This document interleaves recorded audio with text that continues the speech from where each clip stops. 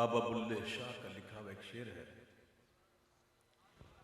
مصرع ہے، چھیڑا این چھڑی دیار وجہ اللہ والی تار۔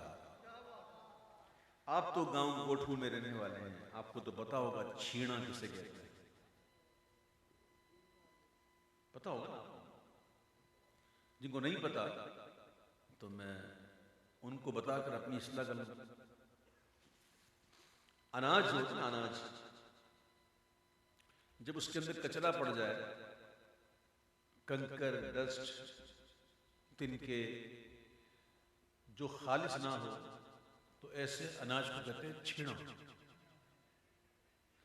پھر اس کو آپ نے دیکھا ہوگا گاؤں میں، کوٹھوں میں مائیاں چھانتی ہیں، چھن چھن چھن، تو اس سے کیا ہوتا ہے؟ یہ ڈسٹ، پتھر، کچرا الگ ہو جاتا ہے اور خالص اناج سامنے آیا تھا۔ بلا تمثیل سمجھیے کہ یہ ہمارا قلب جو ہے چھیڑا ہو گیا، پتہ نہیں کتنے اس کے اندر کچرے آ گئے، تکبر کے کنکر آ گئے، ریاکاری کی ڈسٹ آ گئی ہے، حسد، کینہ، پتہ نہیں کیا کیا بلائیں گھس گئی، تو اس کو صاف کرنا ہے۔ تو حضور نے فرمایا صلی اللہ علیہ وسلم کہ ہر چیز کو صاف کرنے کے لیے ایک چیز ہے، قلب کو صاف کرنے کے لیے اللہ کا ذکر۔ تو جتنا کثرت سے اللہ کا ذکر ہوگا اتنا یہ قلب جو صاف ہوگا۔ اچھا، ذکر سے مراد صرف یہی نہیں ہے کہ اللہ اللہ، یہ صرف ہی ذکر کا دائرہ بڑا وسیع ہے۔ یہ ہم جو بیٹھے ہیں یہ بھی ذکر ہے، بلکہ حضور نے فرمایا کہ اللہ نے، اے محبوب، تیرے ذکر کو اللہ نے اپنے ذکروں میں سے ایک ذکر بنایا، وَرَفَعْنَا لَكَ ذِكْرَكَ۔